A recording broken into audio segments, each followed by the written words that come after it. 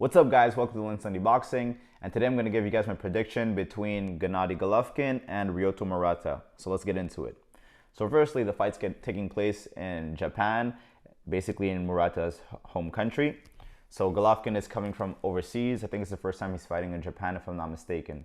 Now Golovkin will be 40 years old in that fight. He turns 40 on April 8th and the fight's taking place on April 9th. He stands at 5'10" with a 70-inch reach. And Murata stands at 6 foot tall with a 75-inch reach. He is 36 years old.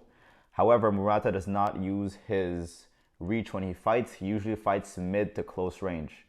Golovkin has about 350 amateur fights and 43 professional bouts. He has 41 wins, 1 loss, and 1 draw, including 36 knockouts, while Murata has 18 professional bouts, so 16 wins, 2 losses, 13 knockouts.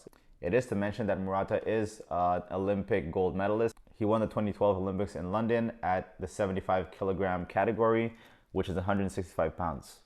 Now these two will be fighting for the IBF and WBA Super World titles at 160 pounds.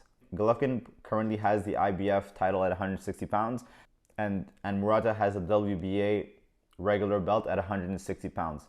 I believe that Canelo vacated the WBA Super World belt at 160 pounds, which is why Golovkin and Murata are able to fight for that belt and do a unification. Now, both fighters have very similar styles. They both like to come forward. They're both somewhat flat-footed. They don't necessarily take angles nor outbox their opponents. They're not afraid to take a punch in order to give a punch. They both like to come forward with their ear muffs up, with minimal head movement, but they're both hard-hitting fighters. In my opinion, Golovkin is the sharper boxer between these two. He's been in more fights than Murata. He has more experience than Murata. However, he will be 40 years old at the fight. He turns 40 on April 8th and the fight is on April 9th. Murata is 36 years old. He is younger, but he's nothing too spectacular in my opinion. He's not necessarily the fastest fighter, nor the most skilled fighter. However, he does have good knockout power and he hits hard. Golovkin is also past his prime. He didn't necessarily look good in his last 3 fights, especially in that fight against Sergey Derevyanchenko. He barely won that fight. The judges gave him a unanimous decision, but that fight could have went either way in my opinion. Now, the only loss that Golovkin has is against Canelo in the second fight.